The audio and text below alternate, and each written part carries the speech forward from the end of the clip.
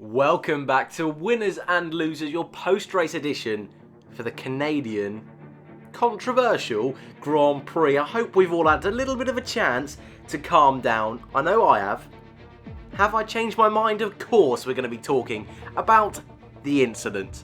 I don't even need to name it. We know about the incident. We will be talking about that a little bit later on. That won't be the sole focus because if you're new to Winners and Losers, what we do here is we analyse the Grand Prix, not quite a race review, but we pick out 3 winners, 3 losers, usually 3 winners, 3 losers, a little bit of a change today, but we take out those boys and girls, we then decide who is a winner, who is a loser. It sounds very straightforward, but it's not just picking the guys who won the race and who was at the back, because, you know, I don't want to just do videos on Williams and Mercedes every single week, but we judge it on form, we judge it how the weekend unfolded, and we analyse that way.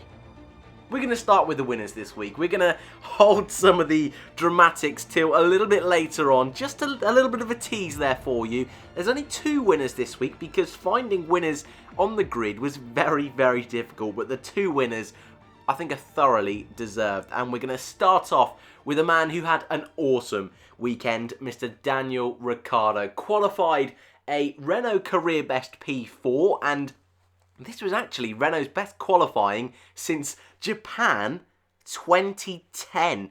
They've left the sport and come back in that period. That is how long ago that was, and that was Robert Kubica actually at the time. What a result in qualifying. And going into the race, Ricciardo was hopeful he could score some big points, and 6th place, you know what, in the midfield fight that he's actually in this year, that's a really good job. And not only is it brilliant that he's finally picked up a good chunk of points, I think this was a real good day for Ricciardo in that he was just one with the car. All year, we have seen not only reliability issues for Renault, but Ricciardo himself has struggled with the car, especially late on the brakes, and for the man known as the king of the overtake, king of the late braking, he just hasn't quite had the feel of the car, been at harmony with his Renault. I may be overselling this a little bit. However, this weekend he was just man and machine were in complete harmony, and the way he was defending with Bottas was a little bit questionable, but for me, I was fine with it. It was right on the dotted line it was from Ricciardo, but I was loving watching it.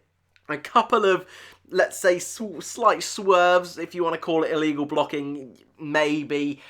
But you know what? It was just brilliant seeing Daniel Ricciardo nice and racy in a Renault scoring big points. Hülkenberg just behind him in P7. He had a strong race as well. Ricciardo now jumps up into 8th in the championship. He's only behind Carlos Sainz in that Formula 1.5 midfield group, we like to call it. A really good turnaround of form for Daniel Ricciardo, and I hope going into France, Renault's home Grand Prix, they can really start to assert themselves at the front of the midfield like we were all expecting. But our biggest winner this week, Lance Stroll. Usually if I put Stroll as the biggest winner, I would be expecting a hell of a lot of criticism. I really would. But this weekend, especially in the race, did a really brilliant job. Strategy was great. Started on the hard tyres, went really long into the race, came in onto the mediums late on, with the team hoping he could do a few overtakes and really push through the lower end of that midfield and hopefully score some points. And that's exactly what he did, finishing P9, a brilliant 2 points for the team. They've been struggling recently, have Racing Point, but the team's first ever home Grand Prix. Stroll picking up points at his home race for the first time, I believe, as well.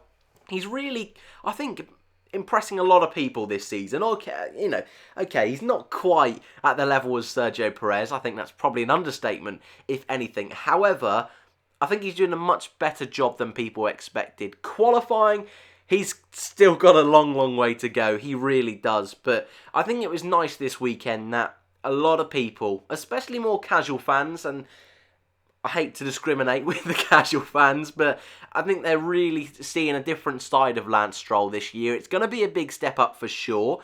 And I think a lot of his criticisms are justified. But what he has proved this season is that he doesn't necessarily need to qualify, get out of Q1, because he's still picking up points in a car like a Racing Point this year, I think that's a really good job from Lance Stroll. So I was chuffed for him. This is the exact kind of racing we want to see from Stroll to make you think, actually, maybe he does deserve a seat in Formula 1. I don't know. He's still not picked up as many points as Sergio Perez's teammate. But I think it's a good start to the season for Stroll, and I think he can only improve. He's definitely catching a few people's eyes. I don't think he'll be making big moves anywhere at any time soon, or ever in his Formula 1 career for that matter. But I think Stroll, really good job this weekend, turning around what's actually been an okay season, but I think this was a real landmark performance from Lance Stroll. But we're moving to the losers then. This is going to be controversial, but we all love a bit of controversy, don't we? So starting off then, perhaps not controversially, with Pierre Gasly. This is actually, I think it is anyway, the first time he's been in our losers section in winners and losers. It's been an okay season for Gasly so far. Maybe that's a little too lenient for Gasly. 6th overall in the standings, and I think if he's there at the end of the season, the team will probably be happy with that.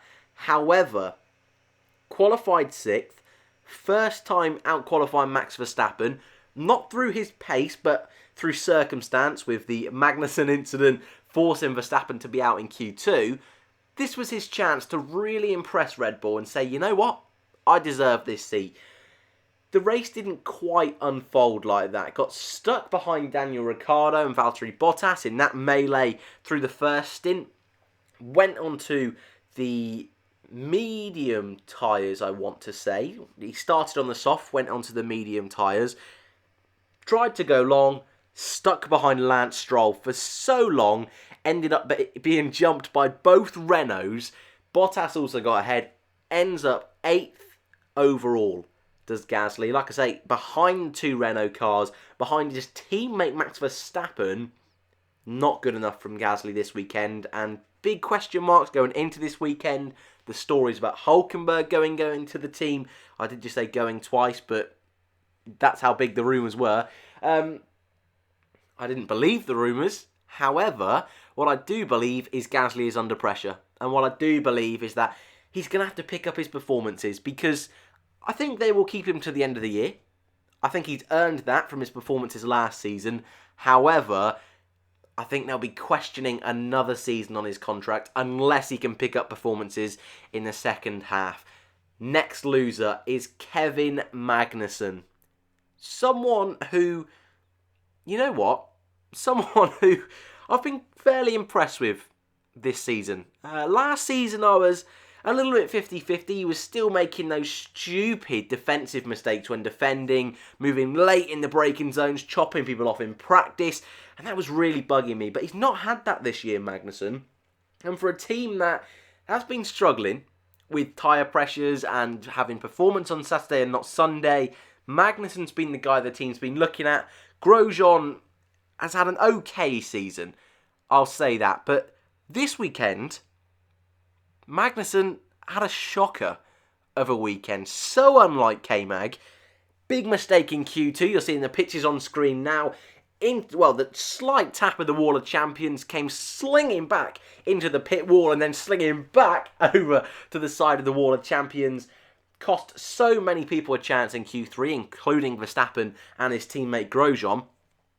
In the race, things didn't get much better. Started from the pit lane because he had totaled his car. The team worked on the car overnight, so breaking parc fermé started in the pit lane. No race pace at all. And I want to say Grosjean didn't have race pace, but considering Grosjean stopped so early on, I think it was lap 2 because of the debris from the first lap incident. Grosjean was still trying and was up in P14. At one point had a sniff of points, had a bit of a scrap with Perez. Magnussen, behind Russell in the Williams, complained on the team radio. Disgusting to hear that was. So disappointed with Magnussen. Gunther Steiner, the team principal, had to talk over Magnussen's team radio boy and say, look, you got to shut up here, man. You got to shut up, crack on. The team have done a great job. And Magnussen, I think words will be definitely had overnight. But as you can see on screen, our biggest loser, Sebastian Vettel. I think this is, I want to say controversial, but I think a lot of people would agree that considering the pace Ferrari had, especially on Saturday, getting that pole position for the first time since Germany, to still not come away from Canada with a win is a loss. But to lose it in the manner that they did makes Vettel an even bigger loser, if you catch my drift. Now, we might as well talk about the penalty, because that's what this race is going to be remembered for years to come. And it's a controversial one for sure. When I first reacted, yeah, I didn't think it should have been a penalty. And I still stand by that, actually. But I see a lot of people's points of view. And I think the best person or description I've seen from the other camp that it should have been a penalty was from Ted Kravitz in Ted's Notebook, which is actually Sky doing actually an awesome job this year of putting their stuff on YouTube. So you can go and watch that on their official YouTube for free. It's only in the first couple of minutes, but the letter of the law suggests that it was a penalty, and the stewards unanimously decided it should have been a penalty. So I respect that. Personally, and I spoke about it in the race review, and I was on with the F1 Word doing a live reaction of the race afterwards. And I said, I think the biggest thing for me is that the race was just completely nullified. You know, I could talk all day that Vettel had no control as he was going over the grass, couldn't decide, well, I don't want to say decide, but had no input on where his car was going to squeeze in Hamilton. A few people saying potentially he could, but the reality is none of us will ever know, except Vettel himself. But I think for me, still the biggest gripe I will have about this, you know, I'd love to see a different car winning, that's for sure. But the fact that we had a titanic battle brewing and it was stripped away through that one mistake. And I think actually Hamilton would have made the overtake if things had just kept on going. But even just if they'd have given Vettel, let Lewis through, I think a 5-second penalty was super, super harsh, and I still feel like that. But as always, as we did the other way, let's try and have a conversation in the comments, because I don't want to bore everyone, because this has been droning on for days now, but I still feel the same. If you want an analysis on why they decided to give him a penalty, Ted Kravitz does a brilliant job, a better job than I ever could, so I'm not even going to attempt it. But for me, Vettel should have been a Ferrari victory this weekend. Ferrari as well didn't tell Leclerc about the penalty. Another little bit of snakiness from the prancing horses, and maybe a little bit of bias in there as well. But I'd love to know what you think. Who were your winners? Who were your losers from the 2019 Canadian Grand Prix? I hope you enjoyed, and I'll see you in the next one.